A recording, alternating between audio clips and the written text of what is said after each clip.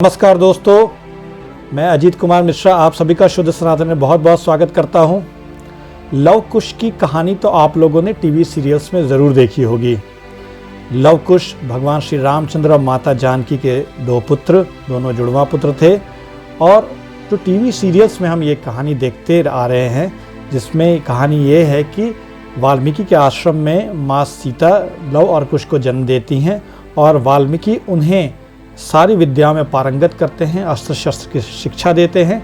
और इसके बाद जब श्री राम अश्वमेध यज्ञ करते हैं और अश्वमेध यज्ञ का घोड़ा जब पूरी पृथ्वी पर विचरण करने के लिए छोड़ा जाता है, तो लव और कुश उस घोड़े का अपहरण कर लेते हैं, उसे पकड़ लेते हैं।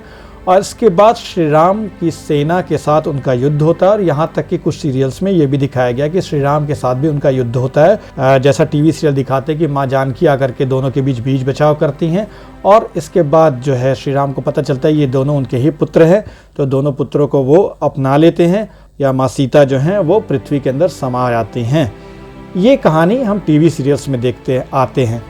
लेकिन आश्चर्य की बात यह है कि किसी भी प्रामाणिक वाल्मीकि रामायण हो, चाहे वो रामचरितमानस हो, चाहे वो कंब की तमिल रामायण हो या रंगनाथ रामायण हो, ऐसे किसी भी राम कथा में हम इस कथा को कहीं भी नहीं पाते हैं। आज मैं आपको इस कथा के बारे में बताऊंगा कि ये कथा आई कहाँ से और वाल्मीकि रामायण में कौन सी कथा लव कुश की दी गई है, या रामचरितमानस में ये कथा क्यों नहीं दी गई है, ये मिसिंग क्यों है। आज बात हम करते हैं श्री रामचंद्र जी के दोनों पुत्रों लव और कुश के बारे में। जैसा हम सभी जानते हैं कि वाल्मीकि रामायण ही पहला रामायण है और ये भगवान श्री रामचंद्र और माँ जानकी के जीवन काल में ही लिखा गया था। तो वाल्मीकि रामायण में लव और कुश की कथा दो स्थानों पर मिलती है। एक स्थान है बालकांड, जो रामायण की शुरुआत में ही होती है और जहाँ लव और कुश का जिक्र भी आता है। और दूसरा जो है वाल्मीकि रामायण के उत्तरकांड में लव और कुश के बारे में जिक्र आता है। लेकिन इन दोनों ही स्थानों पे कहीं भी ये कथा नहीं दी गई कि लव और कुश ने अश्वमेध यज्ञ के दौरान जो घोड़ा था श्री रामचंद्र जी का, उसको पकड़ लिया था और श्री रामचंद्र से और उनकी सेना से उनका युद्ध हुआ था। बालकांड में सबसे पहले हम लव और कुश का जो जिक्र सुनते वो ऐसा है कि नारद जाते हैं वाल्मीकि के पास और वाल्मीकि नारद से पूछते हैं कि संसार में कौन सा ऐसा पुरुष है जो सर्वश्रेष्ठ है। तो नारद उन्हें श्री रामचंद्र जी के बारे में बताते हैं, उनके जीवन के बारे में बताते हैं। इसके बाद ब्रह्मा भी आते हैं और ब्रह्मा भी जो है वो भी श्री रामचंद्र जी के भविष्य में होने वाली घटनाओं के बारे में बताते हैं। इसके बाद वाल्मीकि जी जो है वो रामायण लिखते हैं।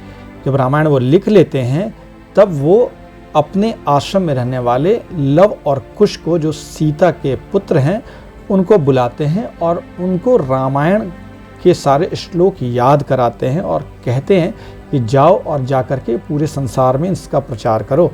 इसके बाद लव और कुश जो है सबसे पहले आश्रम के मुनियों को रामायण का गान सुनाते हैं, रामायण गाकर सुनाते हैं, सारे श्लोक सुनाते हैं। इसके बाद वाल्मीकि जी के कहने पर वो अयोध्या जाते हैं और अयोध्या की गलियों में, सड़कों में घूम घूम करके एक मुनि के बच्चों की तरह वो रामायण का गान करते हैं, रामायण की कथा सुनाते हैं।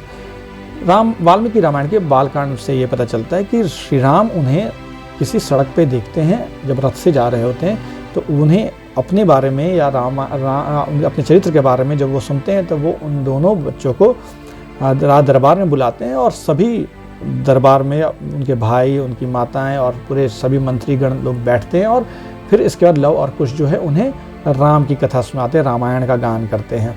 तो बालकांड में इतना ही वर्णन आता है। इसके बाद उत्तरकांड में फिर से लव और कुश की कथा आती है और लव कुश की कथा कुछ इस प्रकार आती है कि श्री राम अश्वमेध यज्ञ का आयोजन करते हैं और उस अश्वमेध यज्ञ में पूरे संसार से अलग अलग ऋषि, मुनि, राजा लोग पधारते हैं। और श्री राम के इस यज्ञ में स्वयं वाल्मीकि भी पधारते हैं लव कुश को लेकर के। और वाल्मीकि लव कुश को कहते हैं कि तुम अयोध्या में रामायण की कथा का गान करो, सुनाओ सबको गा गा करके।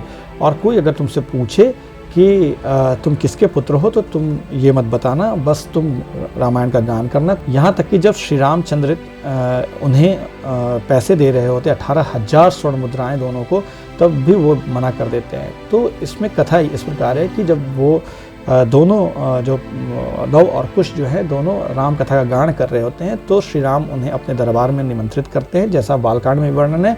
इसके बाद दोनों जब राम कथा कह रहे होते हैं तो वहाँ बैठे लोगों को लगता है ये दोनों जो हैं, इनके चेहरे जो हैं वो तो श्री रामचंद्र जी से बहुत मिलते हैं। और इसी रामायण की कथा सुनाते समय जब सुना रहे होते लव कुश, तो श्री राम को पता चलता है कि लव और कुश जो है उनके 2 बेटों का नाम है और ये वही हैं। तब श्री रामचंद्र जी जो है वाल्मीकि जी को और माता सीता को आमंत्रित करते दरबार में, और कहते हैं वाल्मीकि जी से कि सीता अपनी शुद्धता का प्रमाण प्रस्तुत करें जनता के सामने।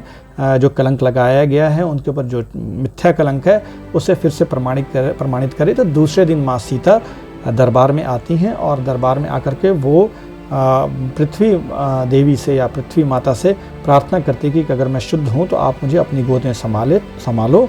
तो इसके बाद क्या होता है कि पृथ्वी से एक सिंहासन निकलता है और उसमें माँ सीता बैठ करके पृथ्वी के अंदर समाहित हो जाती हैं। इसके बाद दुखी मन से श्री राम बहुत विलाप करते हैं और बाद में लव और कुश दोनों बेटों को वो अपना लेते हैं। ये कथा वाल्मीकि रामायण में मिलती है। रामचरितमानस में लव कुश महर्षि वाल्मीकि के आश्रम में जन्मे भी थे, ऐसी कथा भी नहीं मिलती है। जबकि वाल्मीकि रामायण में ये भी कथा मिलती है कि वाल्मीकि के आश्रम में ही लव और कुश का जन्म हुआ था। और शत्रुघ्न जब लवणासुर को मारने के लिए जा रहे थे तो रास्ते में जब रुकते हैं तो वाल्मीकि के आश्रम में रुकते हैं और वहाँ रात को उन्हें ये समाचार प्राप्त होता है कि सीता जी ने 2 पुत्रों को जन्म दिया है और इन दोनों का नाम वाल्मीकि ने लव और कुश रखा है। और उसी रात जिस रात लव और कुश का जन्म होता है, शत्रुघ्न माता सीता के कुटिया में जाते हैं और ये भी कहते हैं कि माता जी बड़े सौभाग्य की बात है। इसके बाद वो लवणासुर को मारने जाते हैं और अयोध्या लौटते हैं। तो फिर वो कोई कथा श्री राम को नहीं सुनाते हैं कि उनकी माता सीता से कोई भेंट हुई थी। तो लव कुश के जन्म की कथा भी वाल्मीकि रामायण में मिलती है, जो इस प्रकार है। लेकिन रामचरितमानस में लव कुश के जन्म की भी कथा नहीं है, ना तो माता सीता के त्याग की कथा है और ना ही माता सीता के पृथ्वी में समाने की कथा है। रामचरितमानस तुलसीदास जी ने 1500 के आसपास में लिखी थी और उन्होंने शायद उस काल की मर्यादाओं का ध्यान रखते हुए उन्होंने इस कथा का वर्णन ही नहीं किया। बस उन्होंने एक लाइन में बहुत बड़ी बात कह दी। वो बात ये थी कि उन्होंने लव कुश के जन्म के बारे में बताया कि दोनों माता सीता के पुत्र हैं और श्री रामचंद्र जी के प्रतिबिंब लगते हैं। उन्होंने बस ये लिखा, दुई सुत सुंदर सीता जाएं लव कुश वेद पुराणन गाएं। मतलब तुलसीदास जी ने बड़े स्पष्ट रूप से कहा कि माता सीता के 2 पुत्र हैं जो श्री राम जैसे दिखते हैं। आगे के लाइनों में ये है कि हरि प्रतिबिंब लगते हैं वो, और ये दोनों का वर्णन वेद पुराणों ने गाया है। तो आखिर वेद पुराणन गाए कहने का तात्पर्य क्या था, तो उसका तात्पर्य हमें बाद में पता चलता है जब हम ये देखते हैं कि लव कुश के जन्म की कथा या अश्वमेध यज्ञ में श्री राम के घोड़े की पकड़ने की कथा, ये सारी जो कथाएं हैं, ये कथाएं जो हैं हमें पद्म पुराण में मिलती है। अब पद्म पुराण की कथा क्या है वो मैं आपको सुनाता हूँ। पद्म पुराण में ही सबसे पहली बार ये कथा मिलती है कि श्री राम जब अश्वमेध यज्ञ कर रहे होते हैं तो उनके घोड़े को पूरे संसार में विचरण करने के लिए छोड़ा जाता है। जैसे कि उस समय की प्रथा थी कि अश्वमेध यज्ञ का घोड़ा जिस राज्य में गुजरता था, अगर कोई उसको पकड़ लेता था तो उससे श्री राम की सेना या जिसने अश्वमेध यज्ञ किया था उससे युद्ध करना पड़ता था। और उस युद्ध में अगर जिसने घोड़ा पकड़ लिया वो विजयी होता था तो अश्वमेध यज्ञ का फल खत्म हो जाता था, और अगर वो हार जाता था तो अश्वमेध यज्ञ का योगा फिर से आगे बढ़ता था। इस प्रकार पूरी पृथ्वी पर भ्रमण करता था। तो श्री राम की सेना भी उस घोड़े की रक्षा करने के लिए शत्रुघ्न और भरत के बेटे पुष्कल के नेतृत्व में आगे बढ़ रही थी। वो सारी पृथ्वी घूम लेते हैं। जब वो वाल्मीकि के आश्रम में जा रहे होते तो माँ सीता के पुत्र लव उनको देखते हैं और उस घोड़े को पकड़ लेते हैं। तो इसके बाद जो है लव की लड़ाई शुरू होती है श्री राम की सेना से, जिसका नेतृत्व शत्रुघ्न कर रहे थे। लव जो होते हैं शत्रुघ्न को पराजित कर देते हैं। तो फिर जो मुनि कुमार वहाँ बैठे हुए होते, जो देख रहे होते उस युद्ध को, वो भागे कर जाते हैं और ये समाचार माँ सीता को सुनाते हैं। तो माँ सीता कुश को भेजती हैं और कुश जो है फिर हनुमान जी को, सुग्रीव को के साथ युद्ध करते हैं। और लव और कुश दोनों ही मिल करके शत्रुघ्न को भी पराजित करते हैं, हनुमान जी को भी बंदी बना लेते हैं, सुग्रीव को भी बंदी बना लेते हैं। और हनुमान जी और सुग्रीव दोनों को पकड़ करके वो माँ सीता के सामने ले आते हैं। तो माँ सीता देखती हैं कि ये तो हनुमान जी हैं, ये तो सुग्रीव हैं। तो वो बोलते हैं कि तुमने बहुत बड़ी गलती की है बेटा, तुमने तो श्री रामचंद्र जी का अश्व पकड़ लिया है और वो तो तुम्हारे पिता हैं, तो तुम सबसे पहले इन लोगों को छोड़ो। तो हनुमान जी को, शत्रुघ्न और सुग्रीव को वो छोड़ देते हैं। और इसके बाद ये सभी लोग वापस अयोध्या जाते हैं और श्री रामचंद्र जी को ये सूचना पहुंचाते हैं कि वो आपके बेटे हैं और आपके बेटे लव और कुश हैं, और इन लोगों ने ही इस अश्व को पकड़ा था, इस घोड़े को पकड़ा था, इनसे हमारी युद्ध हुई और हम सभी पराजित हो गए। तब श्री रामचंद्र जी जो हैं वो माता सीता के पास लक्ष्मण को भेजते हैं, और उसी समय वाल्मीकि जो है अश्वमेध यज्ञ में पधारे हुए होते हैं। तो वाल्मीकि जी से पूछते हैं कि ये दोनों किसके पुत्र हैं? हमारे ही पुत्र हैं। तो वाल्मीकि बताते हैं सीता पूर्ण रूप से शुद्ध हैं, चारित्रिक रूप से शुद्ध हैं, और इसकी गवाही पूरा संसार देता है, और ये दोनों आपके पुत्र हैं। जब सीता जी गर्भवती थी तब आपने इनका त्याग किया था, अब समय आ गया कि आप इनको बुलाइए, माँ सीता को बुलाइए। तो श्री राम लक्ष्मण जी को भेजते हैं। पहले माँ सीता मना करती हैं कि मैं नहीं आऊँगी। इसके बाद बार बार लक्ष्मण जी को भेजने के बाद श्री राम जी का संदेश सुन करके माँ सीता वापस आती हैं, और आकर के अयोध्या में जो अश्वमेध यज्ञ चल रहा होता है, जो पूर्ण नहीं होता है, उस अश्वमेध यज्ञ में श्री राम के साथ बैठ करके उस यज्ञ को पूरा करती हैं। इसके बाद श्री राम और सीता दोनों पूरे जीवन काल साथ रहते हैं, और इसके बाद 3 और अश्वमेध यज्ञ करते हैं, और लव कुश भी अयोध्या में रहते हैं। और बाद में लव और कुश श्री राम जी के देह त्याग या परम धाम जाने के बाद लव और कुश को अलग अलग राज्यों का राजा श्री राम के जाने के बाद बनाया जाता है।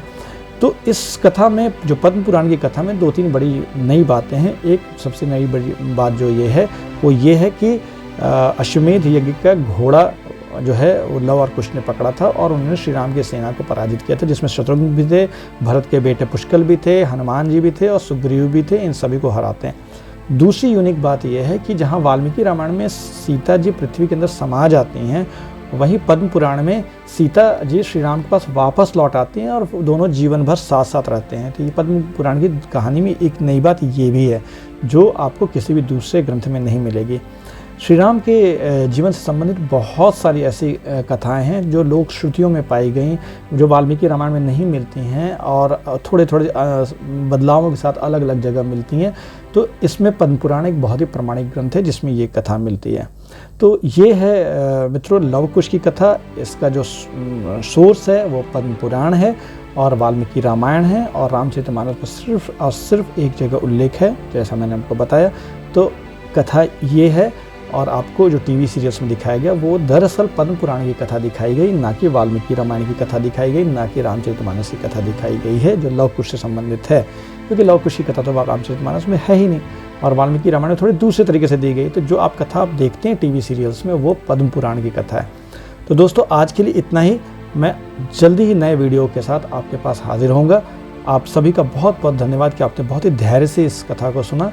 मेरा यह आपसे अनुरोध है कि आप इस वीडियो को ज़्यादा से ज़्यादा लोगों तक शेयर करें, सब्सक्राइब करें हमारे चैनल को, और हमारे वीडियोस को लाइक करें, क्योंकि आपके सहयोग से ही हमारे शुद्ध सनातन चैनल की सफलता संभव है। आप सभी को मेरा बहुत बहुत नमस्कार, और जय श्री राम सीताराम, जय श्री राम सीताराम।